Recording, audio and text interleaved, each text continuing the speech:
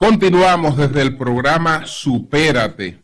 Estamos aquí, acabamos de conversar con Gloria Reyes, que es la directora general de Supérate. Estamos en el edificio San Rafael, en la avenida Leopoldo Navarro, desde Supérate. Y vamos a conversar ahora con el economista Jeffrey Lizardo, que es el director general del Sistema Único de Beneficiarios, SIUBEN.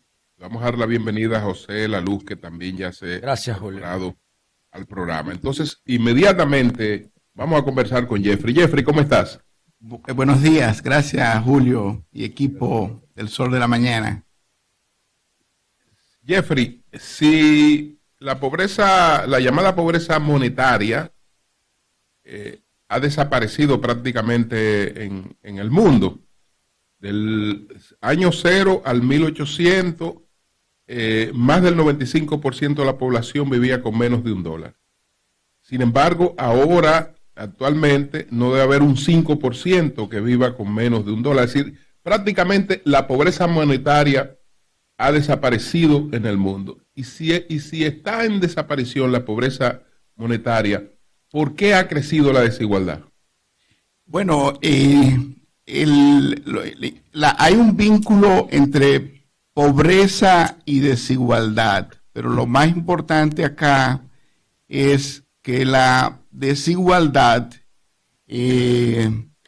hay muchos factores que la explican, que tiene que ver con los sectores que más crecen, porque cuando hablamos de desigualdad, no necesariamente, cuando hablamos de las personas que generan menos ingresos, son los más pobres. Lo que estamos diciendo es que en la distribución del ingreso hay un porcentaje alto de la población que genera menos ingresos y hay un porcentaje muy pequeñito que se queda con una gran parte del pastel. En República Dominicana se hizo un estudio recientemente y se identificó que el 1% de la población más rica se queda con más de la mitad de los ingresos.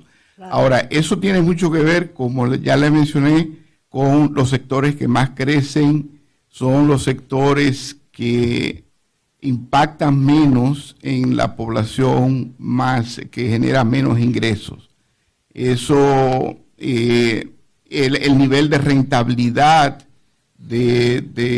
ha aumentado significativamente, sobre todo después de la pandemia, y eso incluso lo que ha hecho es acrecentar la desigualdad. Es un fenómeno que no solamente lo vemos en República Dominicana, sino en todo el mundo, en Estados Unidos. Y eso explica en gran parte la polarización que existe y la desafección, el disgusto de la ciudadanía con la política por la creciente desigualdad económica de ingresos, sobre todo en los países, que aunque está relacionada, pero no están vinculada, digamos, reducción de la pobreza y desigualdad.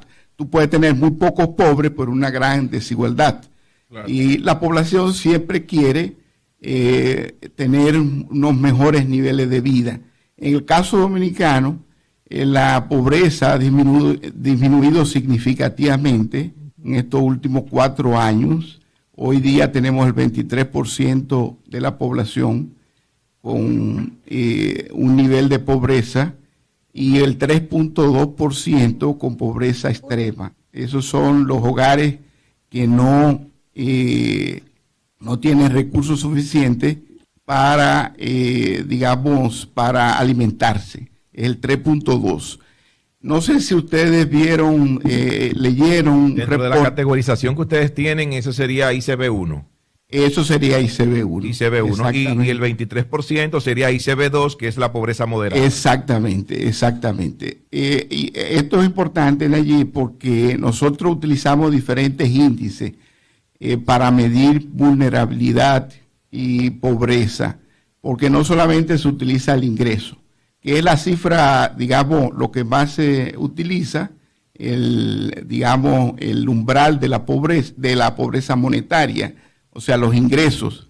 pero también se utiliza, y en el caso para asignar los beneficios de Supérate, se utiliza el índice de calidad de vida, que es un índice de pobreza multidimensional que mide diferentes, dimensiones.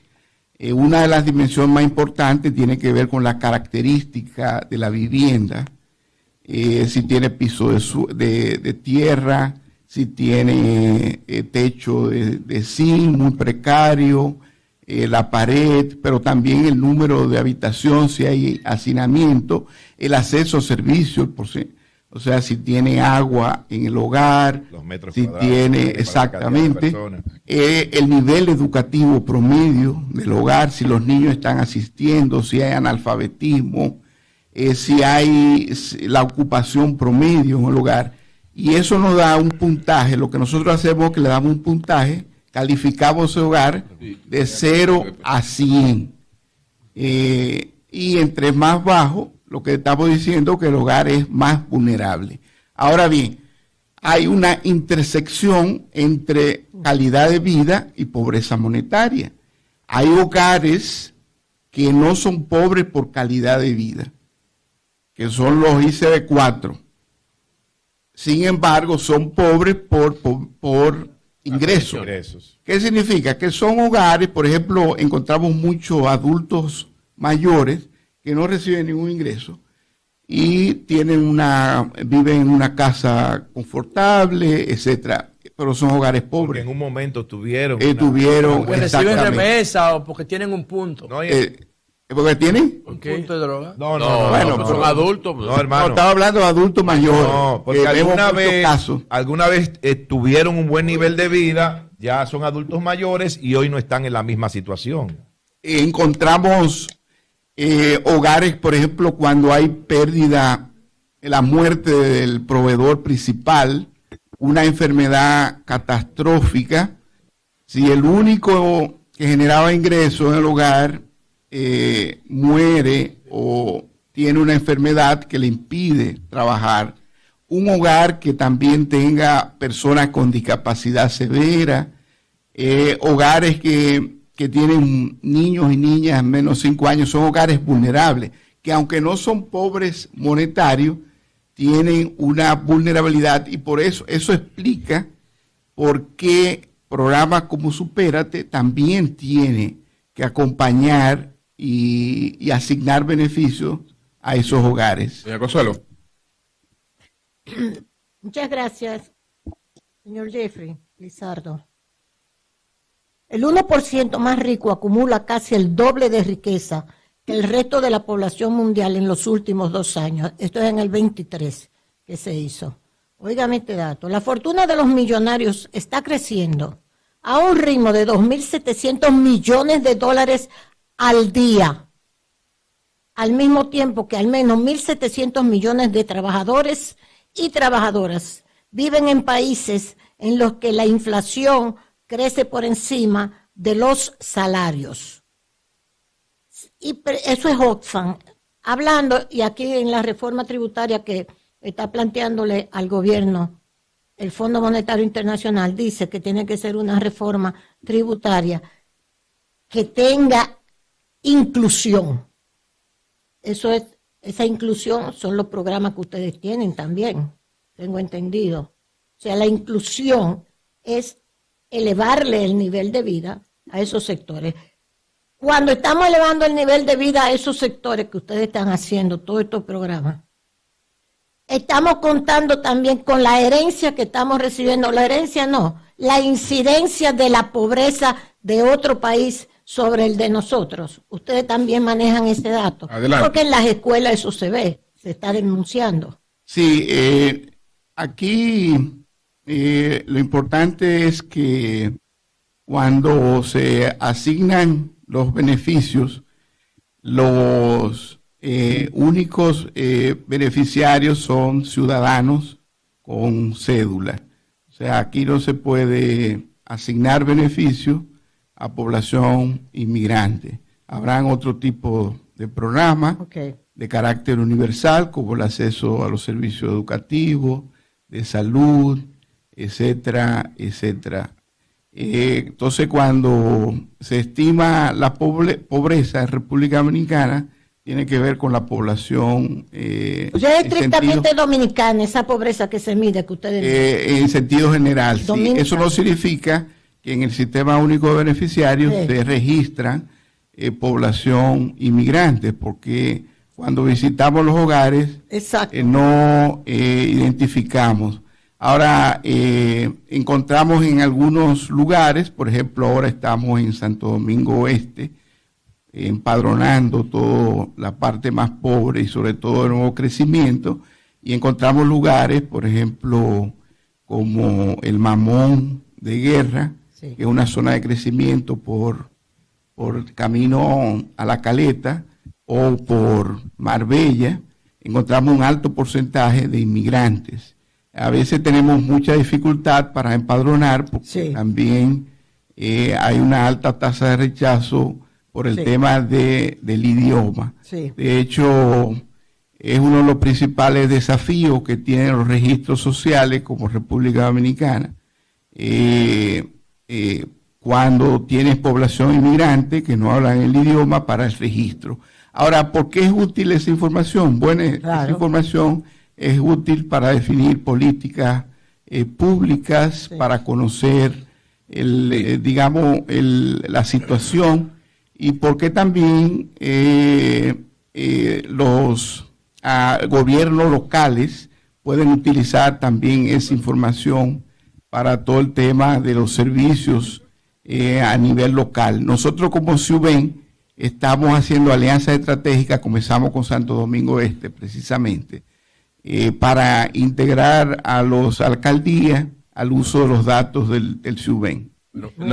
Sí, qué bueno tener al economista Jeffrey Lizardo aquí con nosotros en este programa especial desde la Dirección General del programa Supérate, porque hay que dejar claramente establecido lo siguiente. La institución que él dirige es una de las tres patas del sistema, que es SUBEN, Sistema de Únicos Beneficiarios, Sistema Único de Beneficiarios. Está el ADES, que tiene que ver con los subsidios sociales, y está Supérate, que tiene que ver con el acompañamiento, ¿verdad?, que se le da a las familias más pobres, más vulnerables del país. Y precisamente son ellos los que dicen quiénes entran al sistema, porque ellos son los que hacen los levantamientos del mapa de pobreza o mapa de desigualdad, como se le quiera llamar, que tenemos en la República Dominicana. Nos gustaría saber, señor Jeffrey Lizardo, con relación a esto, en los últimos años, vamos a circunscribirlo a esta gestión de gobierno, ¿cuántos, en los levantamientos que ustedes han hecho, cuántos dominicanos han salido de la condición de extrema pobreza o de pobreza moderada, que ya hayan podido salir de esto y tener algún tipo de ingresos mayores o tener algún emprendimiento? Y también de ese 3.2 de pobreza extrema y ese 23% de pobreza moderada, de esos porcentajes, ¿cuál es la cobertura que tiene actualmente el programa Supérate? ¿A cuántos de ellos le llega la tarjeta, le llega la transferencia económica y la ayuda del Estado? Sí, muy buena pregunta. Lo primero es que el registro tiene hoy día 2.8, casi 2.9 millones de hogares. Y nosotros decimos que nos parecemos mucho a un buró de crédito, porque nosotros somos un buró social, digamos. Porque el buró de crédito hace lo mismo que hacemos nosotros. Captamos mucha información, no solamente visita casa por casa, sino por interoperabilidad y registro administrativo. Permanentemente estamos recibiendo muchos datos que cruzamos y validamos. Entonces, uno de los principales roles es identificar a la población elegible, pero el otro rol es verificar que los beneficiarios realmente ya lo necesitan. Por lo tanto, tenemos dos roles acá, de trabajo conjunto con Supérate y ADES. De ese 2.9 millones de hogares, esto significa que tenemos el 77% de los hogares registrados en el SUBEN. Nosotros queremos llegar a 3.1 millones a final de este año, fortaleciendo la interoperabilidad, porque digamos, el futuro de los registros sociales está en la digitalización, no en la visita casa por casa. Y estamos haciendo esa transformación. Yo sé que la luz es... Entonces, bueno, de esos 2.9, 1.5 reciben las tarjetas, las transferencias monetarias en sus diferentes componentes. Recuerden que hay muchos componentes.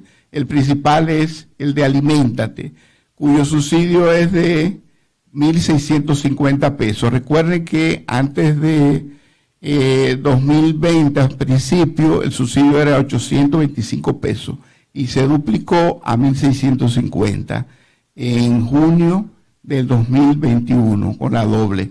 Entonces, en el transcurso de los últimos años, se han salido más de 50,000. Son historias. Han dejado de necesitar la tarjeta porque ha cambiado su situación económica. 50,000.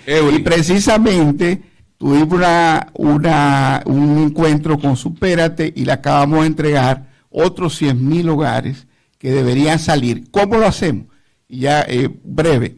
Nosotros cruzamos los datos con consumo de electricidad, con la DGI, si tiene vivienda, si tiene ingreso de capital, esto es importante, si tiene más de 2 vehículos, un vehículo que sea de marca, si tienen préstamos hipotecarios ¿y cómo, que pagan o préstamos comerciales. ¿Cómo pueden ustedes determinar el consumo de electricidad cuando son personas que residen en sectores donde no se paga la energía? Bueno, nosotros con el número único de identidad, que es la cédula, nosotros recibimos la base de datos de las EDES y aquellos que tienen contratos que consumen por encima del estándar, digamos.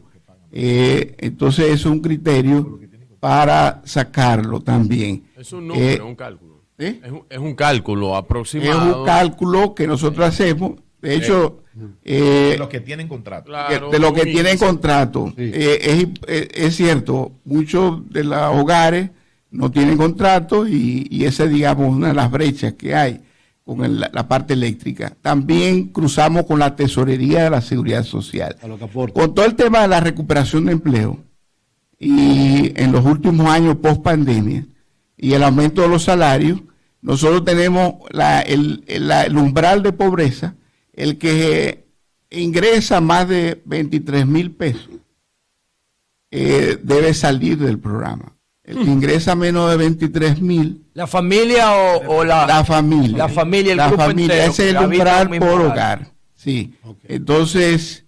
¿Menos de 23 puede entrar o puede permanecer? En menos de 23 puede permanecer porque sigue pobre. Bien. O sea, por el umbral de la pobreza. Jeffrey, tú dijiste hace un momentito que la pobreza general está en 23% y la absoluta en 3%. La extrema. En 3.2. Okay. Según los datos que dio el gobierno del presidente... Cuidado, Eury, que es economista de verdad, ¿eh? Sí, perdón. ¿Cómo así? No. Oye, Eury también. Yo no estaba hablando de Eury, dice que... Eury también. Eury es de mentira. Cuidado con lo que tú hablas. Según los datos aportados por el gobierno del presidente Danilo Medina Antedice, del cual tú también eras parte de los organismos que funcionaban eso, incluso el CIBE, un técnico, decía esos datos, y nadie lo ha contradecido, que a diciembre del 2019 la pobreza había descendido a 20%, la pobreza general, y la pobreza absoluta a 2.7%, es decir, que en el 2019 estaba mucho por debajo de lo que ahora está. Entonces, ¿cómo se explica eso? Ciertamente la pobreza bajó hacia el 2019 y hay que reconocerlo. Recuerden que hay una nueva metodología de pobreza que se implementó el año pasado y esa nueva metodología es la pobreza 2022. Con esa metodología se hicieron algunos cambios. Ahí participaron el Banco Mundial, el BID, el PNUD, CEPAL y técnicos de alto nivel para definir, para ajustar la línea. Entonces lo que se hizo fue que la serie se actualizó. Entonces en el 2019 ya a final de 2019 la pobreza era de 25%. Entonces aumentó la pobreza general, aumentó a un 30% por la pandemia.